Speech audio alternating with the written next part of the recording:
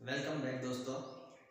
आज हम देखने जा रहे हैं Ricardian theory of international trade. आगे देखते हैं कि इसमें क्या क्या चीजें आने वाली है।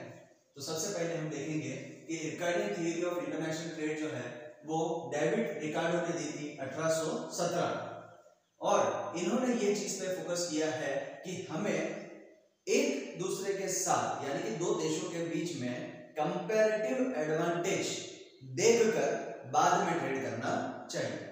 अब कंपैरेटिव एडवांटेज कैसे होगा ये हम आगे देखते हैं। According to Ricardo, every country will produce their commodities for the production of which it is most suited in terms of its natural endowments, climate, quality of soil, means of transport, capital etcetera. यानी कि David Ricardo के अनुसार वो देश वो commodity produce करेगा जिसके अंदर इसके जो नेचुरल रिसोर्सेज होते हैं उसमें वो सपोर्ट करते हैं। और नेचुरल रिसोर्सेज में इन्होंने जो एग्जांपल लिया है वो है climate, quality of soil, means of transport, capital etcetera. यानी कि ये चीजें जिस प्रोडक्ट को सपोर्ट कर रही हैं उन्हीं प्रोडक्ट को प्रोड्यूस करके बाद में उसे क्या करना चाहिए, एक्सपोर्ट करना चाहिए। आगे इन्होंने कहा कि all countries produce and export those commodities in which they have cost advantage and import those commodities in which they have cost disadvantage। यानी कि कॉस्ट में जिसमें फायदा हो रहा है उसे आप बनाओ और एक्सपोर्ट करो, और ऐसी चीजें जहां पे आपको कॉस्ट में डिसएडवांटेज हो रहा है उनको किसी दूसरे देश से आपको क्या करना है, इंपोर्ट करना है। David Ricardo argued that it is beneficial for that country to specialize in the production of that commodity in which it has greater comparative advantage। यहाँ पर इस सेंटेंस का मतलब यह है कि अगर किसी देश को सारी कमोडिटीज बनाने में एडवांटेज मिल रहा है, एब्सोल्यूट एडवांटेज, फिर भी उसे कंपैरेटिव एडवांटेज चेक करना चाहिए और अकॉर्डिंगली उसके साथ बेनिफिट गेन करके प्रोडक्शन करना चाहिए। अब इस थियरी के लिए इन्होंने कुछ एजम्पशंस रखे हैं और वो एजम्पशंस कौन कौन से हैं। तो सबसे पहला कि दो कमोडिटी और दो कंट्रीज होनी चाहिए। जिस मार्केट में हम ऑपरेट कर रहे हैं वहां पर परफेक्ट कंपटीशन होना चाहिए, और फैक्टर ऑफ प्रोडक्शन यानी कि गुड्स को प्रोड्यूस करने के लिए बहुत सारे फैक्टर्स की जरूरत पड़ती है, उसमें से सिर्फ और सिर्फ लेबर को हम कंसीडर करेंगे। लेबर जो है वो होमोजीनियस है यानी कि सारे वर्कर्स की कैपेबिलिटी, कैपेसिटी सब कुछ एक जैसी है। लेबर जो है वो देश के अंदर एक जगह से दूसरी जगह आराम से आ जा सकता है, लेकिन जब देश बदलने की बात आएगी तो वो ऐसा नहीं करेगा। प्रोडक्शन में कांस्टेंट रिटर्न्स टू स्केल है और वही चलते रहेगा। ट्रेड में फ्री माना जाएगा यानी कि इंपोर्ट और एक्सपोर्ट पर कोई भी गवर्नमेंट की रेस्ट्रिक्शंस नहीं है। नो टेक्नोलॉजिकल चेंजेस, आपने एक बार अगर कोई टेक्नोलॉजी अडॉप्ट कर ली है तो उसी के साथ आपको कंटिन्यू करना है और आगे चेंज नहीं करना है, उसे अपडेट नहीं करना है। प्रेजेंस ऑफ बार्टर सिस्टम यानी कि पैसे का लेन देन नहीं होगा, सिर्फ गुड्स के बदले में गुड्स को एक्सचेंज किया जाएगा। और उस मार्केट में फुल एम्प्लॉयमेंट है यानी कि बेरोजगार व्यक्ति को आप ढूंढने भी जाओगे तो वो मिलने वाला नहीं है, ऐसा एजम्पशन है।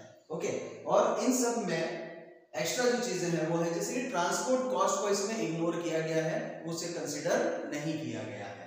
ओके, अब दो कंट्रीज लेते हैं, यूके और पोर्तुगल, और ये जो आपको बॉक्स दिखाई दे रहा है इसमें है लेबर आवर्स पर यूनिट। एक प्रोडक्ट है वाइन और दूसरा प्रोडक्ट है क्लोथ। यूके को 120 घंटे लगते हैं वाइन बनाने में, 100 घंटे लगते हैं कपड़े बनाने में। पोर्तुगल को 80 घंटे लग रहे हैं वाइन बनाने में और 90 घंटे लग रहे हैं क्लोथ बनाने में। ठीक है, और इन दोनों देशों को जब आप कंपेयर करोगे तो इसमें देखोगे कि पोर्तुगल जो है वो पहले से ही फायदा में बैठा हुआ है। ठीक है, यहाँ पर वाइन में भी देखिए कम घंटे लग रहे हैं और क्लोथ में भी कम घंटे लग रहे हैं, लेकिन अब इन दोनों के बीच में कंपैरेटिव क्या है वो चेक करना पड़ेगा। और उसके लिए हम देखेंगे कॉस्ट रेशियो। कॉस्ट रेशियो कैसे निकलेगा, तो domestic price divided by foreign price. Portugal का रेशियो निकल रहा है 0.66, किसका, वाइन का। क्लोथ का रेशियो आ रहा है 0.9, यूके का वाइन का रेशियो 1.5 और क्लोथ का रेशियो आ रहा है 1.11। अब वाइन को वाइन के साथ कंपेयर करो, एडिशनल बेनिफिट कितना मिल रहा है। पोर्तुगल को वाइन में एडिशनल बेनिफिट मिल रहा है 0.84 और पोर्तुगल को क्लोथ में एडिशनल बेनिफिट मिल रहा है 0.21। यानी कि अब डेविड रिकार्डो ने कहा है कि जब आपने दूसरे देश के साथ कंपेयर किया तो कंपैरेटिव एडवांटेज जो है वो आपका वाइन में ज्यादा है। यानी कि कंपैरेटिव एडवांटेज पोर्तुगल को किसमें मिल रहा है? वाइन में। यूके को किसमें मिल रहा है? कपड़े में। और जब ये कंपैरेटिव कॉस्ट बेनिफिट आप देखोगे तो जब यूके में अंदर ही अंदर वाइन के बदले में क्लोथ एक्सचेंज हो रहा था तो वाइन जा रही थी 1.2 और कपड़ा जा रहा था सिर्फ 1। यानी कि यहां पर 0.2 कपड़े का नुकसान हो रहा था, बराबर।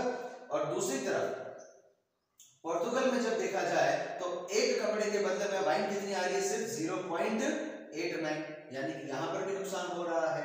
इसलिए कंपैरेटिव एडवांटेज के साथ इन लोगों को आपस में क्या करना चाहिए? ट्रेड करना चाहिए। और ट्रेड करने के लिए यूके को गेन होगा 0.2 यूनिट्स ऑफ क्लोथ और पोर्तुगल को गेन होगा 0.11 एक्स्ट्रा यूनिट ऑफ क्लोथ। यानी कि इसे जो कम मिल रहा था वो मिलने लग जाएगा और इन लोगों को यहाँ पर कपड़े कम मिल रहे थे वो ज्यादा मिलने लग जाएंगे। इस तरीके से इंटरनेशनल ट्रेड से दोनों को फायदा होगा। और ये जो फायदा हुआ है वो किसकी वजह से हुआ है? कंपैरेटिव एडवांटेज की वजह से। और एक चीज इसमें ध्यान रखना कि नेचुरल एंडोमेंट्स या नेचुरल रिसोर्सेज जो है वो इसमें इंपॉर्टेंट रोल निभाते हैं। ओके, मिलते हैं अगले वीडियो के लिए जिसमें हम रिकार्डियन थियरी को और आगे बढ़ाएंगे और हेक्सचर रोलिंग की तरफ बढ़ेंगे। Thank you.